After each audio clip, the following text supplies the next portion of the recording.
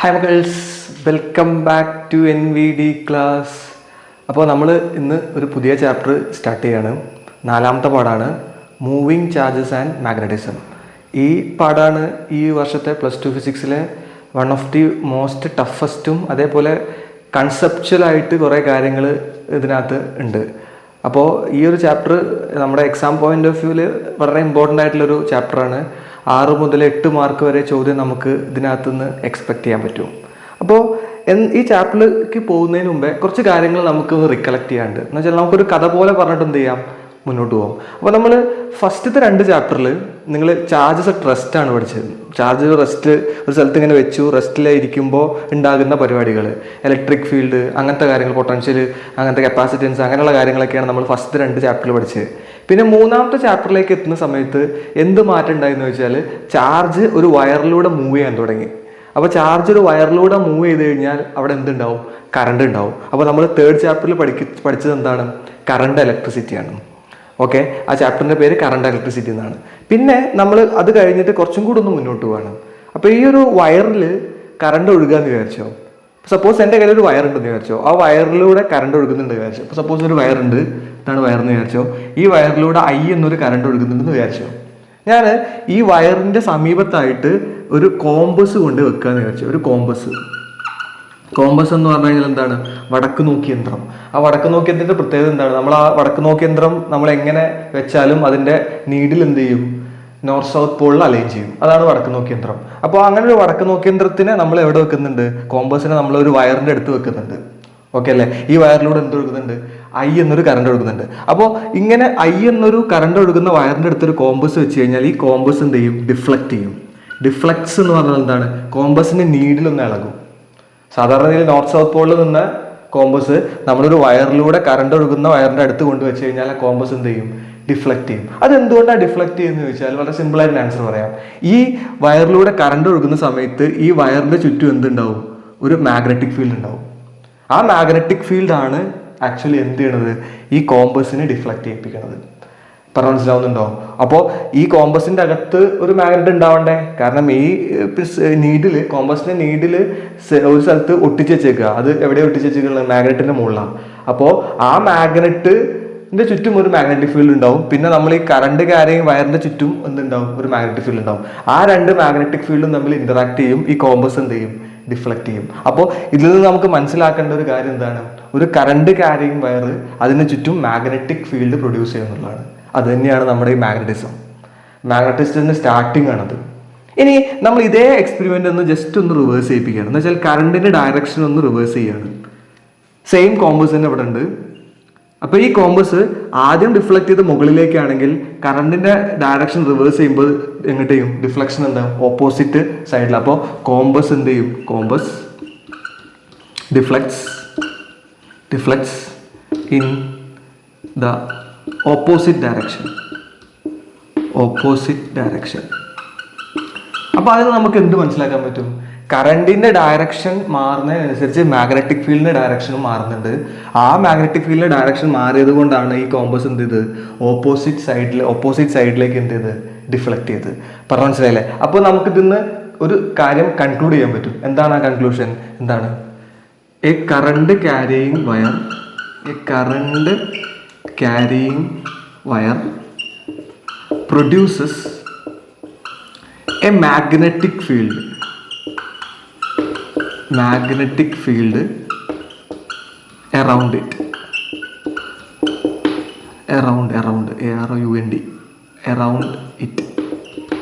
എന്ന് വെച്ചാൽ ഒരു കറണ്ട് ക്യാരിയിങ് വയർ എന്ത് ചെയ്യും, അതിൻ്റെ ചുറ്റും എന്തുണ്ടാക്കും, മാഗ്നറ്റിക് ഫീൽഡ്, 2 ഫീൽഡ് എഴുതി, മാഗ്നറ്റിക് ഫീൽഡ് എന്ത് ചെയ്യും, ഉണ്ടാക്കും. അതാണ് നമുക്കിതിനെ മനസ്സിലാക്കേണ്ട ഒരു പോയിന്റ്. പിന്നെ ഒരു പോയിന്റ് കൂടെ മനസ്സിലാക്കേണ്ടത്, if the direction of current changes the direction of magnetic field also changes. 2 point നമുക്ക് അവിടെ മനസ്സിലാക്കേണ്ട. ഒന്നെന്താണ്, ഒരു കറണ്ട് ക്യാരിയിങ് വയർ അതിൻ്റെ ചുറ്റും എന്തുണ്ടാക്കും, മാഗ്നറ്റിക് ഫീൽഡ് ഉണ്ടാക്കും. പിന്നെ ഡയറക്ഷൻ ഓഫ് കറണ്ട് മാറിയാൽ എന്ത് മാറും? ഡയറക്ഷൻ ഓഫ് മാഗ്നറ്റിക് ഫീൽഡ് എന്ത് ചെയ്യും? കൂടെ എന്ത് ചെയ്യും? മാറും. ഈ 2 പോയിന്റ് ആണ് ഈ ചാപ്റ്ററിന്റെ ബേസിക്. എന്ന് വെച്ചാൽ ഒരു കറണ്ട് ക്യാരിയിങ് വയറിന്റെ ചുറ്റും എന്തുണ്ടാവും? മാഗ്നറ്റിക് ഫീൽഡ് ഉണ്ടാവും. പറഞ്ഞ മനസ്സിലാവുന്നുണ്ടോ? അപ്പോൾ നിങ്ങൾ ചോദിക്കും, സാർ ഈ ചാപ്റ്ററിൽ നമ്മൾ എന്തൊക്കെ പഠിക്കുന്നുള്ളത്? അപ്പോൾ ആദ്യം നമ്മൾ പഠിക്കുക, നമ്മൾ ഫസ്റ്റ് ചാപ്റ്ററിൽ നിങ്ങൾ പഠിച്ചത് ഇലക്ട്രിക് ഫീൽഡ് ആയിരുന്നു. ആ ഇലക്ട്രിക് ഫീൽഡിന്റെ നേരെ ഫുള്ള് മാഗ്നറ്റിസത്തിലേക്ക് കൊണ്ടുവരികയാണ്. ഫുൾ മാഗ്നറ്റിക് ഫീൽഡ് ആയി ഇതിനകത്തുള്ളത്. എന്ന് വെച്ചാൽ ഇലക്ട്രിക് ഫീൽഡുമായിട്ട് ബന്ധപ്പെട്ടുള്ള ലോസ് ആണ് എന്ത്? കൂളംസ് ലോയും ഗോസസ് ലോ ഒക്കെ. അതേപോലെ തന്നെ മാഗ്നറ്റിസത്തിലേക്ക് വരുന്ന സമയത്ത് ഇവിടെ മാഗ്നറ്റിസവുമായി ബന്ധപ്പെട്ടുള്ള മാഗ്നറ്റിക് ഫീൽഡുമായി ബന്ധപ്പെട്ടുള്ള വേറെ ലോസ് ഉണ്ട്. എന്ന് വെച്ചാൽ നമ്മൾ ഇലക്ട്രിക് ഫീൽഡിന്റെ അതേ പരിപാടികൾ തന്നെ ഇവിടെയും നമ്മൾ എന്ത് ചെയ്യും? മാഗ്നറ്റിസത്തിനകത്ത് പഠിക്കും. പക്ഷേ ഈ ചാപ്റ്റർ ഞാൻ എടുക്കുന്നത് വേറെ രീതിയിലാണ്. നമ്മുടെ ടെക്സ്റ്റിനകത്ത് ഈ ചാപ്റ്ററിന്റെ പേരെന്താ വെച്ചാൽ മൂവിങ് ചാർജസ് ആൻഡ് മാഗ്നറ്റിസം എന്നാണ്. ടെക്സ്റ്റിനകത്ത് ഈ ചാപ്റ്റർ ആദ്യം ചാർജിനെ മൂവ് ചെയ്യിപ്പിക്കുകയാണ് മാഗ്നറ്റിക് ഫീൽഡിൽ. അങ്ങനെ ഒരു കാര്യം പറഞ്ഞിട്ടാണ് നിങ്ങൾ ടെക്സ്റ്റ് സ്റ്റാർട്ട് ചെയ്യുന്നത്. എന്നിട്ടാണ് അവർ എന്തിലേക്ക് പോണത്? മാഗ്നറ്റിസത്തിലേക്ക് പോകണത്. പക്ഷെ എൻ്റെ അപ്രോച്ച് അങ്ങനെയല്ല. ഞാൻ എടുക്കുക എങ്ങനെയാന്ന് വെച്ചാൽ ആദ്യം എന്താണ് മാഗ്നറ്റിസം, എന്താണ് മാഗ്നറ്റിക് ഫീൽഡ്, ഒരു മാഗ്നറ്റിക് ഫീൽഡ് എന്താന്ന് പറഞ്ഞ ശേഷം അതിന്റെ പരിപാടികൾ, മാഗ്നറ്റിക് ഫീൽഡ് എങ്ങനെയാണ് കണ്ടുപിടിക്കുക എന്നുള്ള കാര്യങ്ങളൊക്കെ പറഞ്ഞിട്ടാണ് ഞാൻ എന്ത് ചെയ്യുക? നേരെ മൂവിങ് ചാർജിലേക്ക് പോവുക. കാരണം അങ്ങനെ പറഞ്ഞാൽ എന്ത് ചെയ്യുള്ളൂ? കാര്യങ്ങൾ കുറച്ചും കൂടി ഈസി ആയിട്ട് എന്ത് ചെയ്യുള്ളൂ? മനസ്സിലാവുള്ളൂ. അപ്പോൾ നമ്മൾ ആദ്യം ഡിസ്കസ് ചെയ്യാൻ പോകുന്ന ഭാഗം എന്താണെന്ന് വെച്ചാൽ മാഗ്നറ്റിക് ഫീൽഡ് എന്ന് പറയുന്നത്. മാഗ്നറ്റിക് ഫീൽഡ് ഞാനവിടെ എഴുതാണ്. മാഗ്നറ്റിക് ഫീൽഡ് നമ്മൾ മാഗ്നറ്റിക് ഫീൽഡിനെ റെപ്രസെന്റ് ചെയ്യുക B എന്ന ലെറ്റർ ഉപയോഗിച്ചിട്ടാണ്. അപ്പോൾ നമുക്കൊരു കാര്യം മനസ്സിലായി ഈ ഒരു എക്സ്പെരിമെന്റിലൂടെ. എന്താണ്? ഒരു കറണ്ട് ക്യാരിയിങ് വയറിന് ചുറ്റും എന്തുണ്ടാവും എന്ന് മനസ്സിലായി, ഒരു മാഗ്നറ്റിക് ഫീൽഡ് ഉണ്ടാവും എന്ന് മനസ്സിലായി. അപ്പോൾ എന്താണ് ഈ മാഗ്നറ്റിക് ഫീൽഡ്? അതൊരു ചോദ്യമല്ലേ. അപ്പോൾ ഈ മാഗ്നറ്റിക് ഫീൽഡ് എന്ന് പറഞ്ഞാൽ നമ്മൾ ഇലക്ട്രിക് ഫീൽഡ് എന്താണ്? സ്വാഭാവികമായിട്ട് നമ്മൾ പഠിച്ചിട്ടുണ്ട്. ഒരു ചാർജ് എടുക്കുകയാണെങ്കിൽ ആ ചാർജിന് ചുറ്റും എന്തുണ്ട്? ഒരു റീജിയൻ ഉണ്ട്. ആ റീജിയനിലേക്ക് മറ്റൊരു ചാർജ് വരികയാണെങ്കിൽ ഈ ചാർജ് കാരണം ഉണ്ടാകുന്ന ഫോഴ്സ് ആ ചാർജിന്റെ മുകളിൽ അനുഭവപ്പെടും. അങ്ങനെയാണെങ്കിൽ ആ റീജിയനെയാണ് നമ്മൾ എന്ത് പറയാ? ഇലക്ട്രിക് ഫീൽഡ് എന്ന് പറയാം. അതേപോലെ തന്നെ നമ്മളൊരു ബാർ മാഗ്നറ്റ് എടുത്താൽ, നിങ്ങൾക്കറിയാം ബാർ മാഗ്നറ്റ്, നോർത്ത് സൗത്ത് പോലുള്ള ഒരു ബാർ മാഗ്നറ്റ് എടുത്താലും അതേപോലെ തന്നെ കറണ്ട് ക്യാരിയിങ് വയർ എടുത്താലും അതിൻ്റെ ചുറ്റും ഉണ്ടാകുന്ന റീജിയൻ, ആ റീജിയനിൽ എന്ത് എക്സ്പീരിയൻസ് ചെയ്യും? മാഗ്നറ്റിക് ഫോഴ്സ് അനുഭവപ്പെടും. അങ്ങനെയാണെങ്കിൽ ആ റീജിയനെ നമ്മൾ പറയുന്ന പേരാണെന്ത്? Magnetic field. അപ്പോൾ നമുക്ക് എങ്ങനെ എഴുതാൻ പറ്റും? മാഗ്നറ്റിക് ഫീൽഡ് ഡിഫൈൻ ചെയ്യാൻ പറ്റും. It is the region around A bar magnet or current carrying wire in which magnetic force is experienced. എന്ന് വെച്ചാൽ എന്താണ്? It is the region around A bar magnet or current carrying wire. എന്ന് വെച്ചാൽ current carrying വയറിന്റെയോ bar മാഗ്നറ്റിന്റെ ചുറ്റുമോ ഉള്ള ഒരു region ആണ്. ആ റീജിയനിൽ എന്തനുഭവപ്പെടും? മാഗ്നറ്റിക് ഫോഴ്സ് അനുഭവപ്പെടുകയാണെങ്കിൽ ആ റീജിയനെ നമ്മൾ പറയുന്ന പേരാണെന്ത്? Magnetic field. ക്ലിയർ അല്ലേ? അപ്പൊ അങ്ങനെയാണെങ്കിൽ ഇലക്ട്രിക് ഫീൽഡിന് യൂണിറ്റ് ഉണ്ടാവുന്നത് പോലെ തന്നെ മാഗ്നറ്റിക് ഫീൽഡിന് എന്തുണ്ടാവും? യൂണിറ്റ് ഉണ്ടാവും. ആ യൂണിറ്റ് നമ്മൾ പറയുന്ന പേരാണ് unit of magnetic field. Tesla ആണ്. ടെസ്ല നമ്മൾ T എന്ന ലെറ്റർ ഉപയോഗിച്ചിട്ട് എന്ത് ചെയ്യും? നോട്ടേറ്റ് ചെയ്യും. അപ്പോൾ 2 കാര്യങ്ങൾ നമുക്കിവിടെ മനസ്സിലായി. എന്താണ്? ഒന്നാമത്തെ കാര്യം എന്താണ്? ഒരു കറണ്ട് ക്യാരിയിങ് വയറിന് ചുറ്റും എന്തുണ്ടാവും? മാഗ്നറ്റിക് ഫീൽഡ് ഉണ്ടെന്ന് മനസ്സിലായി. പിന്നെ അതിന് കൂടെ തന്നെ നമ്മൾ എന്ത് പറഞ്ഞു? ആ മാഗ്നറ്റിക് ഫീൽഡിന്റെ ഡയറക്ഷൻ ചേഞ്ച് ചെയ്ത് കഴിഞ്ഞാൽ എന്ത് മാറും?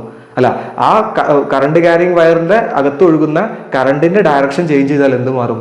മാഗ്നറ്റിക് ഫീൽഡിന്റെ ഡയറക്ഷനും മാറും. അപ്പോൾ നമുക്ക് കൺക്ലൂഡ് ചെയ്യാൻ പറ്റും എന്ത്? ഒരു കറണ്ട് ക്യാരിയിങ് വയർ അതിന് ചുറ്റും എന്തുണ്ടാക്കുന്നുണ്ട്? ഒരു മാഗ്നറ്റിക് ഫീൽഡ് ഉണ്ടാക്കുന്നുണ്ട്. അപ്പോൾ അടുത്ത ചോദ്യം എന്താണ് മാഗ്നറ്റിക് ഫീൽഡ്? മാഗ്നറ്റിക് ഫീൽഡ് എന്ന് പറഞ്ഞത്രേ ഉള്ളൂ ഒരു ബാർ മാഗ്നറ്റോ അല്ലെങ്കിൽ ഒരു കറണ്ട് ക്യാരിയിങ് വയറിന് ചുറ്റുമുള്ള ഒരു റീജിയൻ ആണ്. ആ റീജിയന്റെ അകത്ത് എന്തനുഭവപ്പെടും? മാഗ്നറ്റിക് ഫോഴ്സ് അനുഭവപ്പെട്ടെങ്കിൽ ആ റീജിയനെ നമ്മൾ പറയുന്ന പേരാണെന്ത്? Magnetic field. മാഗ്നറ്റിക് ഫീൽഡ് നമ്മൾ റെപ്രസെന്റ് ചെയ്യുക B എന്ന ലെറ്റർ ഉപയോഗിച്ചിട്ടാണ്. അതിന്റെ യൂണിറ്റ് എന്താണ്? ടെസ്ലയാണ്. ഇത്രയും കാര്യങ്ങൾ ക്ലിയർ അല്ലേ? ഇനി നമ്മൾ അടുത്ത സെഷനിൽ എന്താ പറയണമെന്ന് വെച്ചാൽ ഈ മാഗ്നറ്റിക് ഫീൽഡ് എങ്ങനെ കണ്ടെത്താം എന്നുള്ളതാണ്. നമുക്ക് ഇലക്ട്രിക് ഫീൽഡ് കണ്ടെത്താൻ വേണ്ടിയിട്ട് നമ്മൾ കൂളംസ് ലോ ഉപയോഗിച്ചു, ഗോസസ് ലോ ഉപയോഗിച്ചു. അതേപോലെ മാഗ്നറ്റിക് ഫീൽഡ് നമ്മൾ കണ്ടുപിടിക്കാൻ, ഒരു കറണ്ട് ക്യാരിയിങ് വയറിന് ചുറ്റും ഉണ്ടാകുന്ന മാഗ്നറ്റിക് ഫീൽഡ് നമ്മൾ കണ്ടുപിടിക്കാൻ വേണ്ടിയിട്ട് ഉപയോഗിക്കുന്ന നിയമമാണെന്ത്? ബയോ-സവാർട്ട്സ് ലോ. അതാണ് നമുക്ക് എവിടെ ഡിസ്കസ് ചെയ്യാനുള്ളത്? അടുത്ത സെഷനിൽ ഡിസ്കസ് ചെയ്യാനുള്ളത്. ക്ലിയർ അല്ലേ? അതിൻ്റെ ഇക്വേഷനും കാര്യങ്ങളൊക്കെ നമ്മൾ എന്ത് ചെയ്യും? അടുത്ത സെഷനിൽ എന്ത് ചെയ്യും? ഡിസ്കസ് ചെയ്യും. സെറ്റ് അല്ലേ? ഓക്കെ അല്ലേ?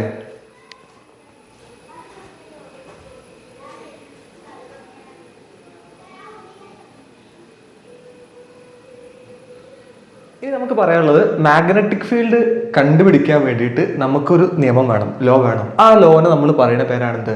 ബയോ-സവാർട്ട്സ് ലോ. അപ്പോൾ ഒരു കറണ്ട് ക്യാരിയിങ് വയർ ഉണ്ടെങ്കിൽ ആ കറണ്ട് ക്യാരിയിങ് വയറിന്റെ ചുറ്റുമുള്ള മാഗ്നറ്റിക് ഫീൽഡ് കണ്ടുപിടിക്കാൻ വേണ്ടിയിട്ട് നമ്മൾ ഉപയോഗിക്കുന്ന നിയമത്തിന് പറയുന്ന പേരാണെന്ത്?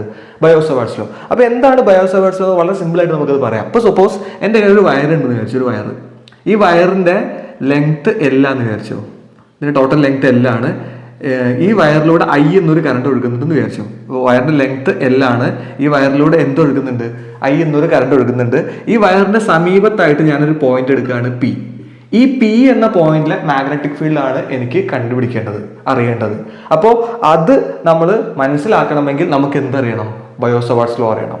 അപ്പോൾ ഒരു കാര്യം ആദ്യമേ പറയട്ടെ, ഞാൻ ഒരിക്കലും ബയോ-സവാർട്ട്സ് ലോ ഈ ടോട്ടൽ കറണ്ട് ഒഴുകുന്ന വയറ് കാരണം ഉണ്ടാകുന്ന മാഗ്നറ്റിക് ഫീൽഡ് തരില്ല.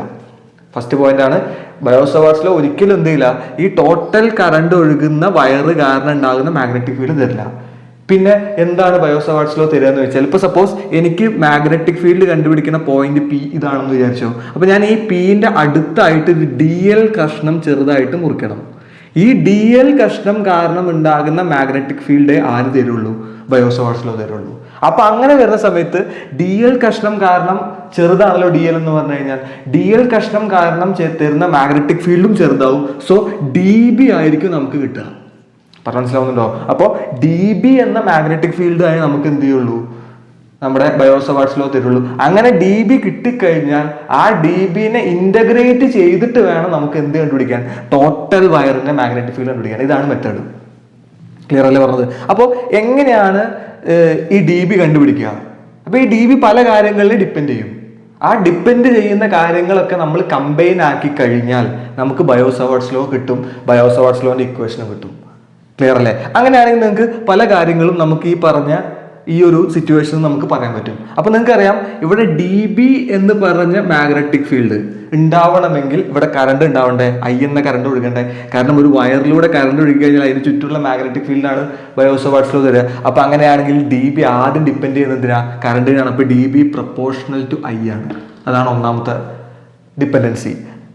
ക്ലിയർ അല്ലേ? പിന്നെ DB ഉണ്ടാവണമെങ്കിൽ ഈ ചെറിയ കഷ്ണത്തിന്റെ ആവശ്യമുണ്ട്. അപ്പൊ അങ്ങനെയാണെങ്കിൽ നമുക്ക് പറയാം DB പ്രപ്പോർഷണൽ ടു DL എന്ന് പറയാം.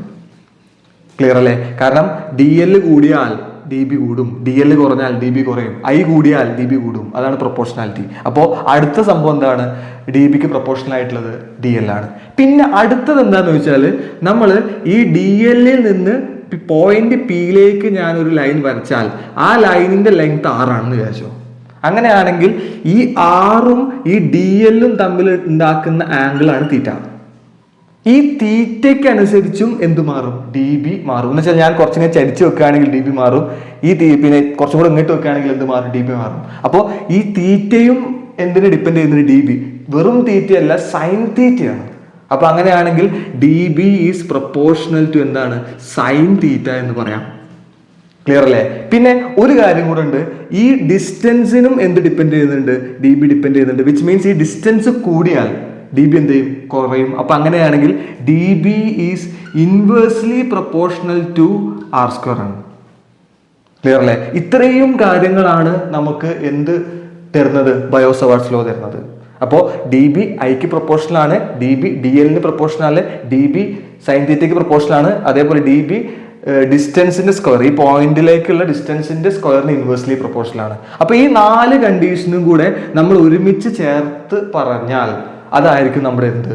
ബയോ-സവാർട്ട്സ് ലോ. അപ്പൊ നമുക്ക് ഇങ്ങനെ പറയാം, DB is proportional to IDL sine theta divided by R². ഇതിനെയാണ് നമ്മൾ എന്ത് പറയാ? ബയോ-സവാർട്ട്സ് ലോ എന്ന് പറയാം. അപ്പൊ നിങ്ങൾ ചോദിക്കും, സാർ ഈ പ്രപ്പോർഷണാലിറ്റി ഒഴിവാക്കണമെങ്കിൽ നമുക്കൊരു കോൺസ്റ്റന്റ് വേണം. നമ്മൾ ഇലക്ട്രിക് ഫീൽഡുമായി ബന്ധപ്പെട്ടിട്ടുള്ള കോൺസ്റ്റന്റ് എന്തായിരുന്നു? ε0 ആയിരുന്നു, പെർമിറ്റിവിറ്റി ആയിരുന്നു. പക്ഷെ ഇവിടത്തെ നമ്മൾ പ്രപ്പോർഷണാലിറ്റി കോൺസ്റ്റന്റ് എന്ന് പറഞ്ഞാൽ μ0 ആണ്. അപ്പോൾ നമുക്ക് ഇങ്ങനെ എഴുതാൻ പറ്റും, DB is equal to μ0 divided by 4π IDL sine theta divided by R². ഇതിനെയാണ് നമ്മൾ എന്ത് പറയാ? ബയോ-സവാർട്ട്സ് ലോ എന്ന് പറയാം. ക്ലിയർ അല്ലേ? അപ്പോൾ ഈ μ0 നമ്മൾ പറയുന്ന പേരാണ് പെർമിയബിലിറ്റി ഓഫ് ഫ്രീ അല്ലെങ്കിൽ വാക്വം, അല്ലെങ്കിൽ എയർ, എന്ത് വേണമെങ്കിലും എഴുതാം, വാക്വം ഓർ എയർ. ക്ലിയർ അല്ലേ? അപ്പോൾ അങ്ങനെയാണെങ്കിൽ ഇതിന് വാല്യൂ ഉണ്ടോ? ആ വാല്യൂ ഉണ്ട്. μ0/4π വാല്യൂ എന്ന് പറഞ്ഞാൽ 10⁻⁻7 ആണ്. അപ്പോൾ അതിൻ്റെ യൂണിറ്റ് കണ്ടെത്തണം. യൂണിറ്റ് കണ്ടെത്താൻ വേണ്ടി നമ്മൾ എന്ത് ചെയ്യുക? ഈ r² കൊണ്ടുവരിക. μ0 അവിടെ നിർത്തിയിട്ട് ഈ r² ഇങ്ങോട്ട് കൊണ്ടുവരിക, പിന്നെ ഐഡിയൽ സൈൻ തീറ്റ കൊണ്ടുവരിക. അപ്പോൾ അങ്ങനെ വരുന്ന സമയത്ത് മാഗ്നറ്റിക് ഫീൽഡ് ഇവിടെ ഉണ്ടാവും, ടെസ്ല ഉണ്ടാവും. ഈ r² ഇങ്ങോട്ട് പോകുമ്പോൾ m² ഉണ്ടാവും, ടെസ്ല m². പിന്നെ ഈ ഐ താഴത്തേക്ക് വരും, അപ്പോൾ താഴത്ത് ആംബിയർ ഉണ്ടാവും. അപ്പോൾ ടെസ്ല ഉണ്ട്, ടി ആണ്, ടെസ്ല m², ആംബിയർ ഉണ്ടാവും. പിന്നെ ഡി എൽ താഴത്തേക്ക് ഉണ്ടാവും, സൈൻ തീറ്റയ്ക്ക് ഉണ്ടാവില്ല, ഡി എൽ ഉണ്ടാവും. അപ്പോൾ മീറ്റർ ആവും. അപ്പോൾ നമുക്ക് ഇതും വെട്ടാം. അപ്പോൾ എന്താ വരിക? ടെസ്ല m/ആംബിയർ. അപ്പോൾ ഞാൻ അതവിടെ എഴുതുകയാണ്, നേരിട്ട് എഴുതുകയാണ്, ടെസ്ല m/ആംബിയർ. അതാണ് എന്തിൻ്റെ യൂണിറ്റ്? അല്ല എന്തിൻ്റെ യൂണിറ്റ്? μ0/4π യൂണിറ്റ്. അതിൻ്റെ വാല്യൂ എന്താണ്? μ0/4π 10⁻⁻7 ടെസ്ല m/ആംബിയർ. നമ്മൾ ε0 എന്നുള്ളതിനൊരു വാല്യൂ, അല്ലെങ്കിൽ 1/4π ε0 ഒരു വാല്യൂ ഉള്ളത് പോലെ തന്നെ μ0/4π വാല്യൂ ആണെന്ത്? 10⁻⁷ ടെസ്ല m/ആംബിയർ. ക്ലിയർ അല്ലേ? സെറ്റ് അല്ലേ? അപ്പോൾ ഇതിന്റെ ഡെഫിനേഷൻ നമുക്ക് എങ്ങനെ എഴുതുന്നു വെച്ചാൽ എങ്ങനെ പറഞ്ഞാൽ മതി? Magnetic field due to current carrying wire, due to a small segment of current carrying wire D L is directly proportional to I current, പിന്നെ is directly proportional to D L, പിന്നെ is directly proportional sine of angle between R and D L, പിന്നെ inversely proportional to square of distance between പിന്നെ D L and P, point P. അങ്ങനെ വേണമെങ്കിൽ നമുക്ക് എന്ത് ചെയ്യാം? ഡെഫിനേഷനായിട്ട് പറയാം. ഞാൻ എന്ത് ചെയ്യാം? അടുത്ത സെഷനിൽ ജസ്റ്റ് ഞാൻ എന്ത് ചെയ്യാം? അതിൻ്റെ ഡെഫിനേഷൻ ഞാൻ എഴുതി വെക്കാം അവിടെ. അപ്പോൾ കുറച്ചും കൂടെ ഈസി ആയിട്ട് നിങ്ങൾക്ക് എന്ത് ചെയ്യാം? മനസ്സിലാക്കാൻ പറ്റും. അപ്പോൾ രണ്ടും പഠിക്കണം, ഡെഫിനേഷനും പഠിക്കണം, ഇക്വേഷനും പഠിക്കണം. പരീക്ഷയ്ക്ക് ചിലപ്പോൾ എന്ത് ചോദിക്കും?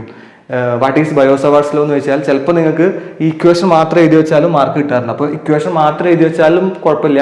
ഈ ഡെഫിനേഷൻ ആയിട്ട് എഴുതുകയാണെങ്കിൽ അങ്ങനെയും എഴുതാം, ഏത് രീതിയിലും എഴുതാം. അപ്പോൾ ഞാൻ ഡെഫിനേഷൻ എന്ത് ചെയ്യാം? അടുത്ത സെഷനിൽ എന്ത് ചെയ്യാം? ഒന്ന് എഴുതി വെക്കാം. അപ്പോൾ നമുക്ക് അതിൻ്റെ കൂടെ തന്നെ എന്ത് ചെയ്യാം? ബാക്കിയുള്ള കാര്യങ്ങളും കൂടെ എന്ത് ചെയ്യാം? പറയാം. ഓക്കെ അല്ലേ? സെറ്റ് അല്ലേ?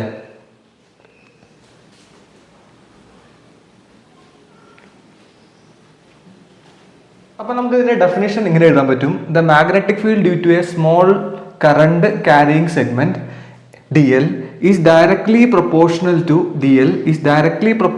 To product of current flowing through the segment dl, length of the element dl and sine of angle between dl and r, and inversely proportional to square of distance between point and dl. എന്ന് വെച്ചാൽ ഒരു small segment കാരണം ഉണ്ടാകുന്ന magnetic field, ആ field എന്ന് പറഞ്ഞു കഴിഞ്ഞാൽ ആ പിന്നെ സ്മോൾ സെഗ്മെന്റിലൂടെ ഒഴുകുന്ന കറണ്ടിനും ആ സ്മോൾ സെഗ്മെന്റിന്റെ ലെങ്ത്തിനും പിന്നെ അതേപോലെ തന്നെ angle between D L and sine of angle between D L ആറിന് പ്രൊപ്പോർഷനാണ്. കൂടെ ആ ഡിസ്റ്റൻസിലേക്ക് ഡി എല്ലും ആ പോയിന്റിലും തമ്മിലുള്ള ഡിസ്റ്റൻസിന്റെ സ്ക്വയറിനും എന്താണ്? ഇൻവേഴ്സ്ലി പ്രൊപ്പോർഷനാണ്. അപ്പോൾ ഇതാണ് എന്ത്? നമ്മുടെ ബയോസവാർട്സ് ലോന്റെ ഡെഫിനേഷൻ. ക്ലിയർ അല്ലേ? സെറ്റ് അല്ലേ? അപ്പോൾ ഇതൊന്ന് ജസ്റ്റ് എന്ത് ചെയ്യുക? നിങ്ങൾ നോട്ടിൽ കൃത്യമായിട്ട് എന്ത് ചെയ്യുക? സെറ്റാക്കി എഴുതി വെക്കുക. അപ്പോൾ ആദ്യം ഇക്വേഷൻ പഠിച്ചിട്ട് പിന്നെ ഇത് പഠിക്കാൻ ശ്രമിക്കുക. കാരണം ഇക്വേഷനെ ഞാൻ എന്ത് ചെയ്തതാണ്? ഡയറക്റ്റ് ആയിട്ട് ഈ ഇക്വേഷനെ ഡയറക്റ്റ് ആയിട്ട് ഞാൻ സെന്റൻസ് ആക്കി മാറ്റിയതാണ്. അപ്പോൾ നിങ്ങൾക്ക് എക്സാമിന് 2 എഴുതിയാലും എന്ത് കിട്ടും? മാർക്ക് കിട്ടാനുള്ള സാധ്യത ഉണ്ട്. ഓക്കെ അല്ലേ? സെറ്റ് അല്ലേ?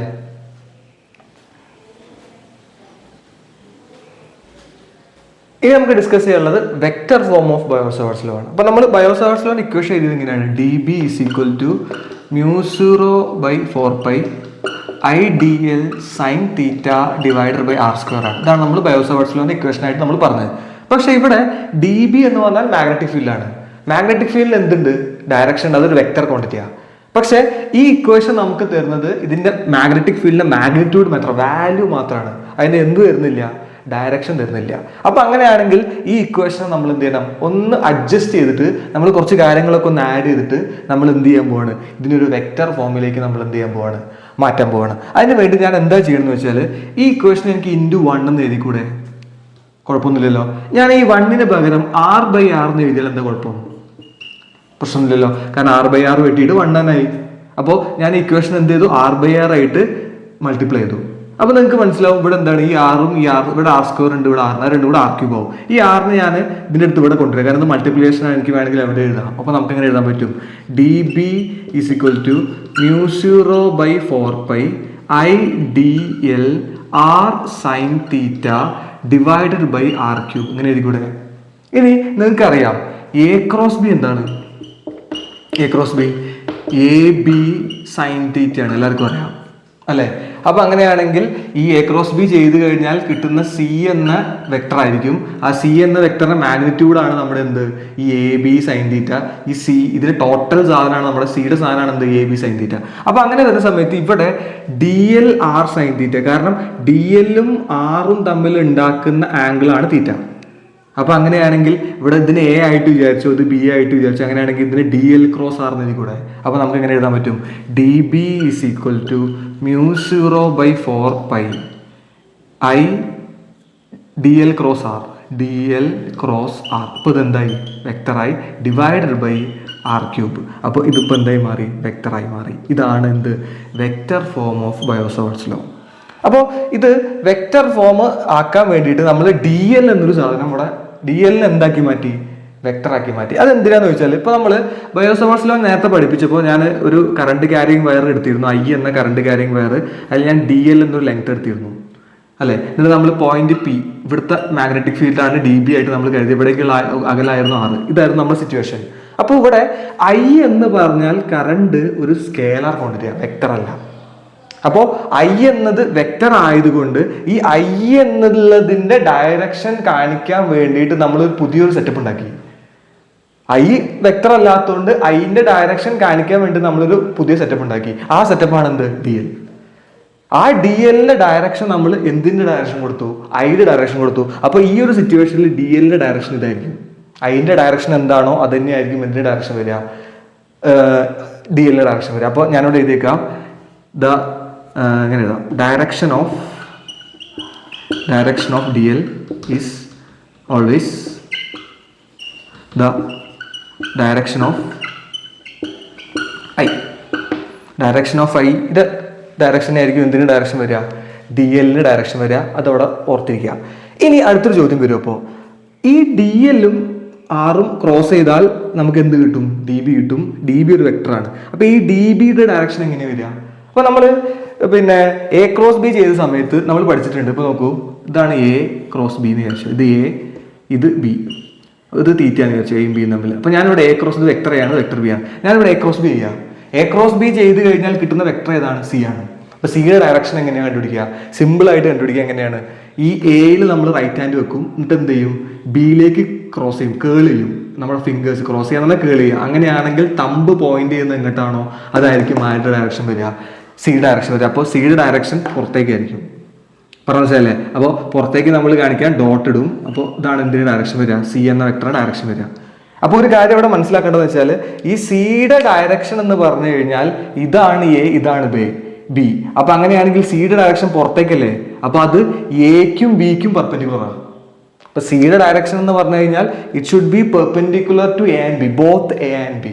അപ്പൊ അങ്ങനെയാണെങ്കിൽ ഇവിടെ ഡി എൽ ക്രോസ് ആർ എന്ന് എടുക്കുകയാണ്. അപ്പോൾ ഇത് ഡി എൽ ആന്ന് വിചാരിച്ചു, ഇത് ആറാന്ന് വിചാരിച്ചു. അപ്പൊ അങ്ങനെയായി ഡി ബിയുടെ ഡയറക്ഷൻ എങ്ങനെ വരിക? ഡി എല്ലിനും ആറിനും പെർപെൻഡിക്കുലർ ആയിരിക്കും. ക്ലിയർ അല്ലേ? അപ്പൊ ഞാനതും കൂടെ എഴുതി വെക്കുക. The direction of DB is always